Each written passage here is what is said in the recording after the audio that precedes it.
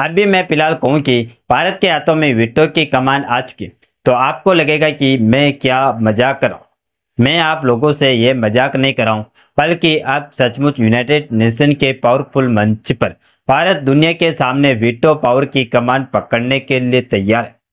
जिसके बाद भारत छठवां ऐसा देश बनेगा जो कि यूनाइटेड नेशन का परमानेंट मेंबर होगा और वीटो पावर यानी भारत के पास वह ताकत आ रही है जिससे भारत अपने खिलाफ हो रहे सभी फैसलों को न सिर्फ बदल सकता है बल्कि उन सभी नए फैसलों को रोकने की ताकत रखता है जो कि भारत के खिलाफ हो।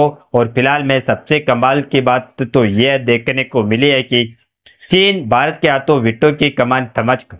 हाँ, सिर्फ चीन ही नहीं बल्कि वह अमेरिका जो नहीं चाहता था कि भारत के हाथों में वीटो की कमान, वह खुद भारत को परमानेंट मेंबर बनाने पर मजबूर हो चुका।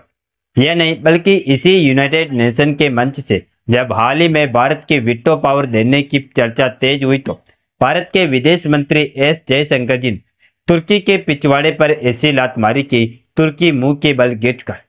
तो कैसे भारत के हाथ में वीटो पावर की कमान आ चुकी है और भारत आखिरकार इस वीटो पावर के पीछे पिछले कई सालों से पागल क्यों है? तो चलिए पूरी डेवलपमेंट क्या है इस वीडियो में समझते हैं। नमस्कार दोस्तों, मैं राधेश्याम और आप देख रहे हैं KSR न्यूज 24। देखिए, जब यूनाइटेड नेशन में कभी जब भी कोई बड़ी मीटिंग होती है तो उसमें भारत को वीटो पावर मिलने की डिमांड ना हो, ऐसा हो ही नहीं सकता।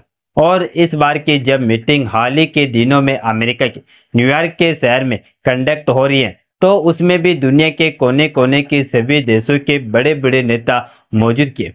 लेकिन वही पुरानी बहस भारत को वीटो पावर देने के लिए दोबारा से छिड़ चुकी।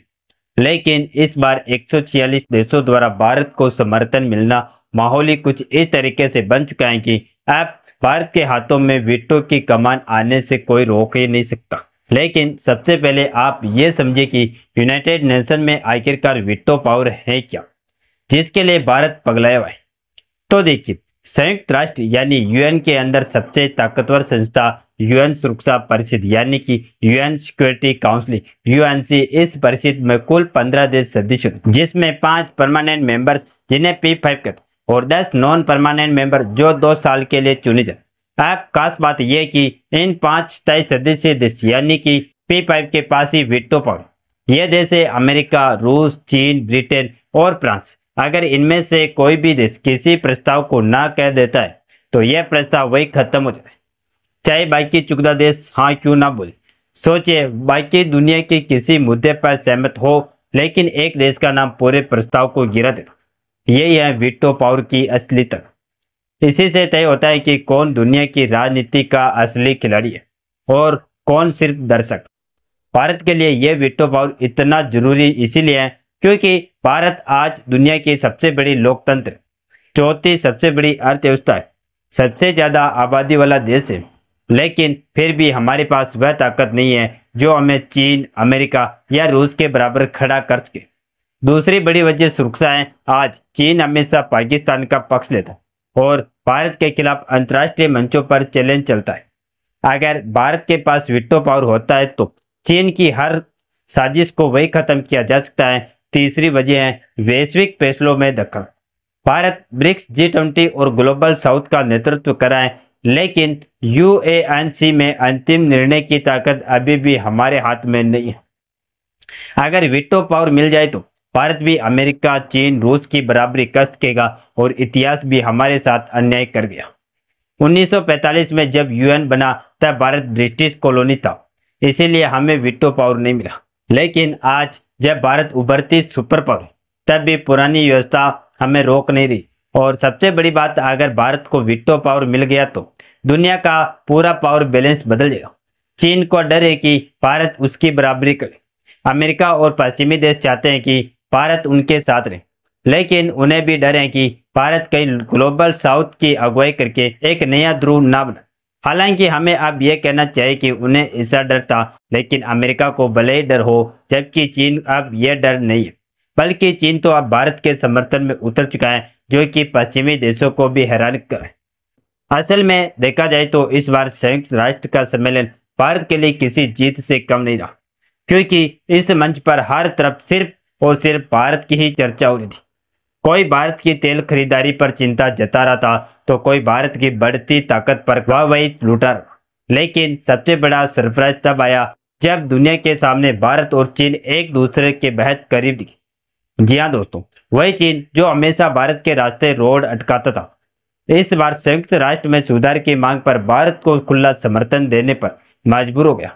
भारत कई वर्षों से संयुक्त राष्ट्र सुरक्षा परिषद में सुधार और स्थायी सदस्यता की मांग कर रहा है, लेकिन हर बार इस मांग को सबसे ज्यादा ब्लॉक किया चीन ने। मगर इस बार खेल बदल गया। चीन ने न सिर्फ विरोधी छोड़ा बल्कि खुलकर भारत का समर्थन भी कर दिया। दरअसल इसके पीछे भारत की एक बड़ी कूटनीति जीत छिपी है। भारत ने ब्रिक्स देशों के साथ ऐतिहासिक बैठक की और उसी बैठक की अध्यक्षता दुनिया को दिखा दिया कि ब्रिक्स अब अमेरिका और पश्चिमी ताकत को सीधी चुनौती देने की ताकत रखता है। दोस्तों, इसी बैठक के बाद जो सामने आया वो था ब्रिक्स देशों को जॉइंट स्टेटमेंट। इस स्टेटमेंट की पूरी दुनिया में हलचल मचा। 2023 के जोहान्सबर्ग घोषणा पत्र का हवाला देते हुए ब्रिक्स ने दोबारा साफ कर दिया कि संयुक्त राष्ट्र में सुधार अब तक की मांग है। परिषद को ज्यादा लोकतांत्रिक, ज्यादा प्रतिनिधि मुल्क और ज्यादा प्रभावी बनाना जरूरी है। और सबसे खास बात, इस जॉइंट स्टेटमेंट में 20 से ज्यादा पॉइंट रखे गए, लेकिन 14 नंबर का पॉइंट भारत के लिए ऐतिहासिक जीत जैसा था। इसमें साफ साफ लिखा गया कि भारत और ब्राजील को सुरक्षा परिषद की स्थायी सदस्यता मिलनी चाहिए। सोचिए दोस्तों, ब्रिक्स के मंच से रूस, चीन, ब्राजील और साउथ अफ्रीका जैसे दिग्गज देशों ने भारत के स्थायी सदस्यता का समर्थन कर।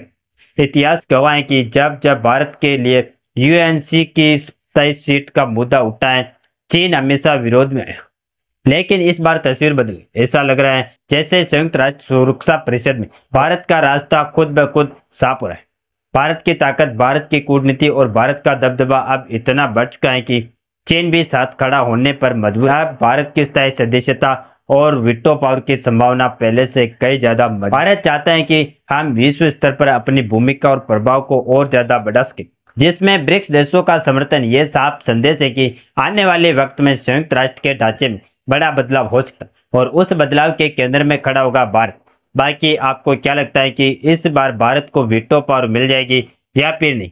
आप अपनी राय कमेंट बॉक्स में जरूर बताएं और इस वीडियो को एक लाइक करके अपने दोस्तों तक शेयर जरूर करें ताकि उन्हें भी जानकारी मिल सके। इसी तरह और भी नॉलेजेबल वीडियो देखने के लिए हमारे चैनल KSR न्यूज को सब्सक्राइब करके बेल आइकन को ऑल पर जरूर सेलेक्ट करें। जय श्री राम, जय हिंद, जय भारत।